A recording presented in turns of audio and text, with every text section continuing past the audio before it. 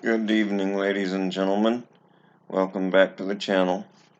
Today we're going to continue our general knowledge testing section to prepare you for the general knowledge test.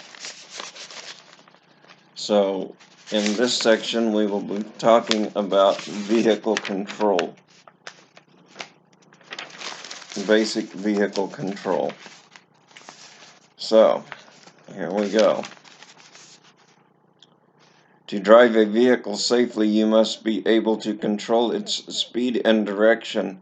Safe operation of a commercial vehicle requires skill in accelerating, steering, stopping, and backing safely. Fasten your seat belt when on the road. Apply the parking brake when you leave your vehicle. And when it comes to that seat belt, I want to reiterate that. When you have the examiner in the vehicle with you when you're testing, absolutely make sure with everything in you that the minute you sit in that driver's seat, you grab and check that seat belt and fasten it. If you move that vehicle 1 inch without that seatbelt fastened, it is an automatic failure. So, acceleration. Don't roll back when you start. You may hit something behind you. If you have a manual transmission vehicle, partially engage the clutch before you take your right foot off the brake. Put on the parking brake whenever necessary to keep from rolling back. Release the parking brake only when you have applied enough engine power to keep from rolling back. On a tractor-trailer equipped with a trailer brake hand valve, the hand valve can be applied to keep from rolling back. Speed up smoothly and gradually so the vehicle does not jerk. Rough acceleration can cause mechanical damage. When pulling a trailer, rough acceleration can damage the coupling. Speed up very gradually when traction is poor, as in rain or snow. If you use too much power, the drive wheels may spin. You could lose control. If the drive wheels begin to spin, take your foot off the accelerator. Hold the steering. This is for steering. Hold the steering wheel firmly with both hands. Your hands should be on opposite sides of the steering wheel. If you hit a curb or a pothole, chuck hole, the wheel could pull away from your hands unless you have a firm grip on the steering wheel.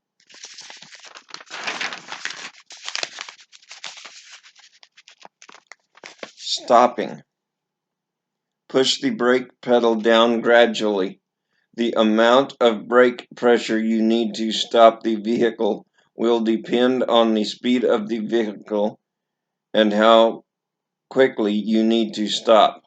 Control the pressure so the vehicle comes to a smooth, safe stop. If you have a manual transmission, push the clutch in when the engine is close to idle. Backing safely. Because you cannot see everything behind your vehicle, backing is always dangerous. Avoid backing whenever you can. When you park, try to park so you will be able to pull forward when you leave. When you have to back, here are a few simple safety rules. Start in the proper position. Look at your path. Use mirrors on both sides. Back slowly. Back and turn toward the driver's side whenever possible. Use a helper whenever possible. These rules are discussed in the turn below.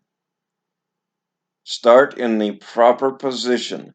Put the vehicle in the best position to allow you to back safely. This position will depend on the type of backing to be done. Look at your path. Look at your line of travel before you begin. Get out and walk around the vehicle. Check your clearance to the sides and overhead in and near the path of your vehicle will take. Use mirrors on both sides. Check the outside mirrors on both sides frequently. Get out of the vehicle and check your path if you are unsure. Back slowly. Always back as slowly as possible. Use the lowest reverse gear. That way you can more easily correct and steer errors. You also, excuse me, folks, I apologize.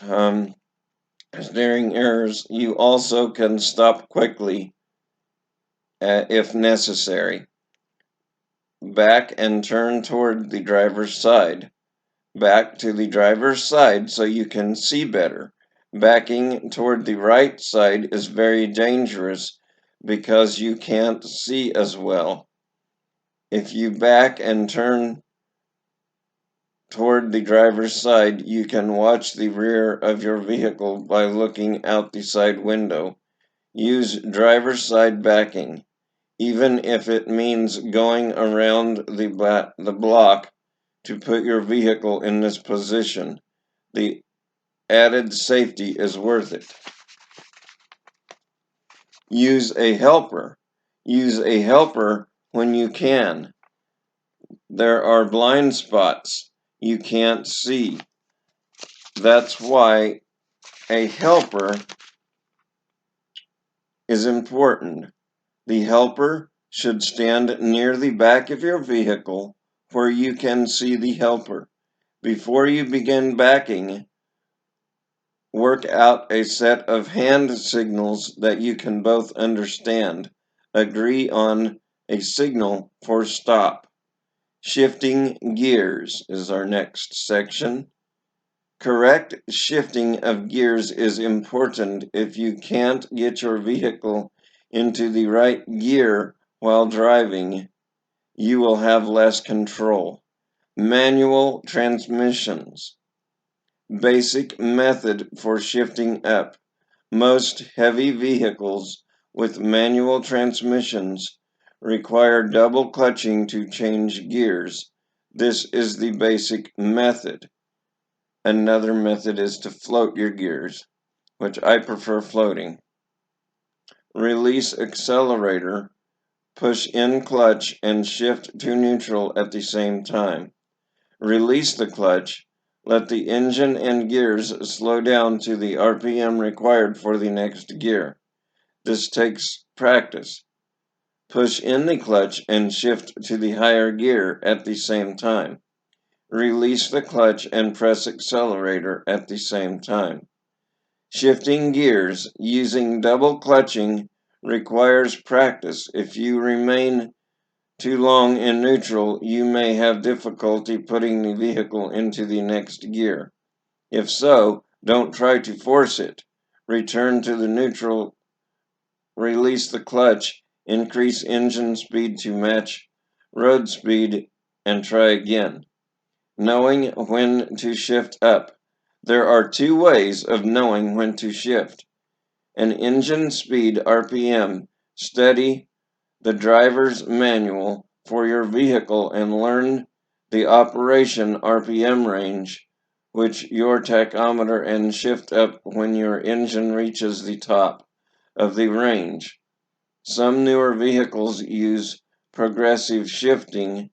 The RPM at which you shift becomes higher as you move up in the gears. Find out what's right for your vehicle you will be operating.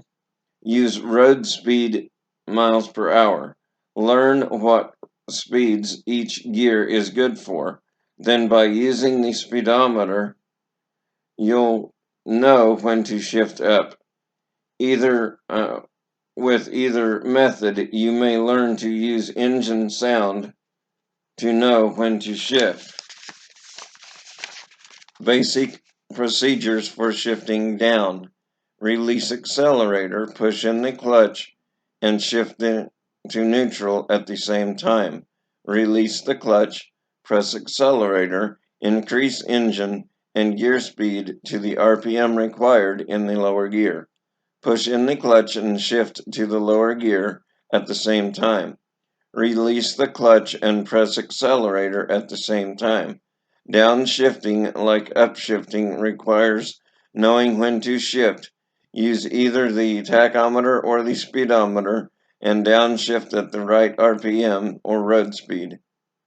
Special conditions where you should downshift are: before starting down a hill, slow down and shift down to a speed that you can control without using the brakes hard. Otherwise, the brakes can overheat and lose their braking power. Downshift before starting up the hill. Make sure you are in a low enough gear, usually lower than the gear required to climb the same hill. Before entering a curve, slow down to a safe speed and downshift to the right gear before entering the curve. This lets you use some power through the curve to help the vehicle be more stable while turning. It is always it allows you, to speed up as soon as you are out of the curve. This will um, keep you in the proper gear to control your speed. I apologize again, I'm sorry. Multi-speed rear axle and auxiliary transmissions. Multi-speed rear axles and auxiliary transmissions are used on many vehicles to provide extra gears. You usually control them by a selector knob or switch on the gear shift lever of the main transmission. There are many different shift patterns. Learn the right way to shift gears in the vehicle you will be driving. And I'll reiterate that there are many different patterns and different ways that those shift splitters work to where you're upshifting and using your gears. So learn your vehicle and how it shifts. Automatic transmissions. Some vehicles have automatic transmissions.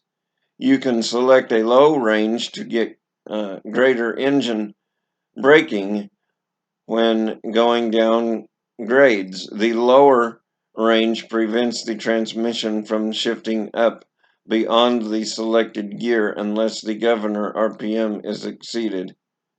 It is very important to use this braking effect when going down grades. Some vehicles have retarders. Retarders help slow a vehicle, reducing the need for using your brake.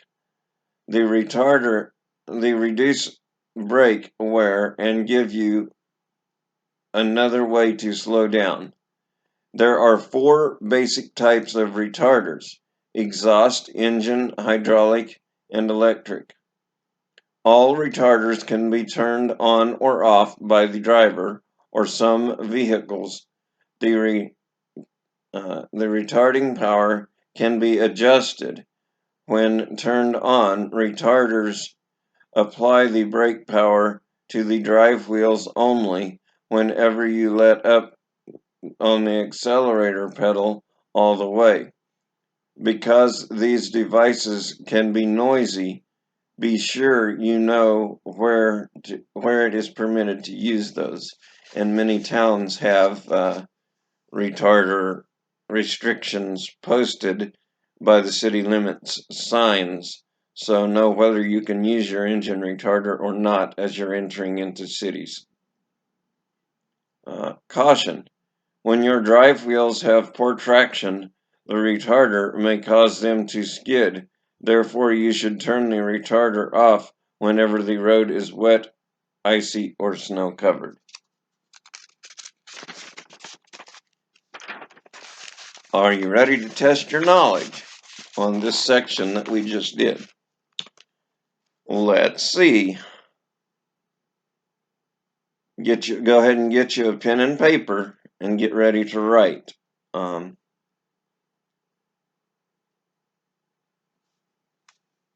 So, question number 1. Why should you back toward the driver's side? Question number 1. Why should you back toward the driver's side? Question number 2. If stopped on a hill, how can you start moving without rolling back?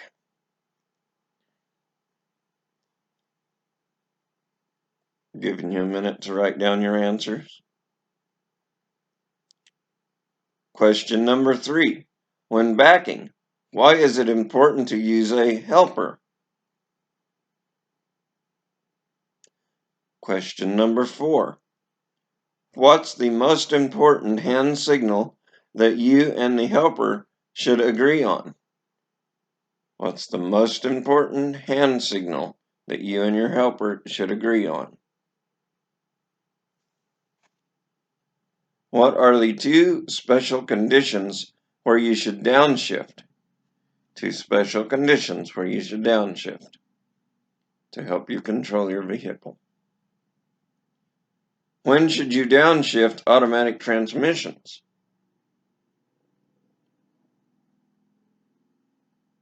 Retarders keep you from skidding when the road is slippery, true or false?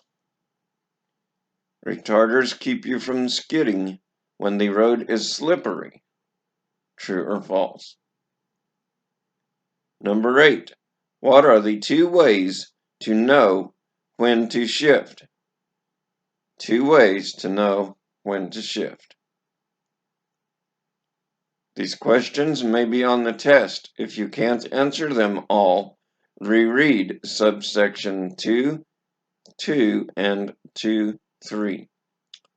Okay, now we'll go back up here and we'll go over the answers. Number 1, why should you back toward the driver's side? It's easier to see on the driver's side every time.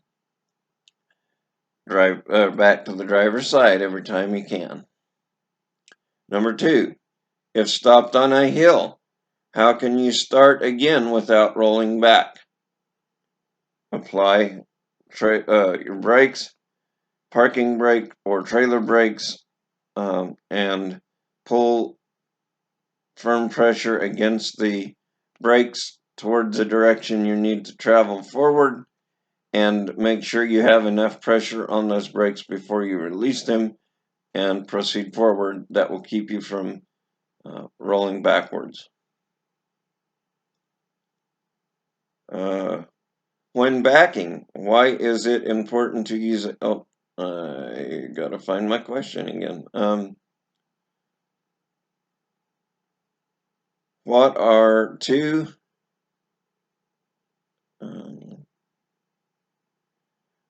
the 2 special conditions, number 5, when you should downshift? We already went over that.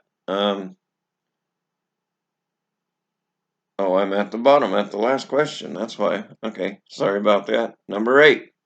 What are the 2 ways to know when to shift? What are the 2 ways to know when to shift?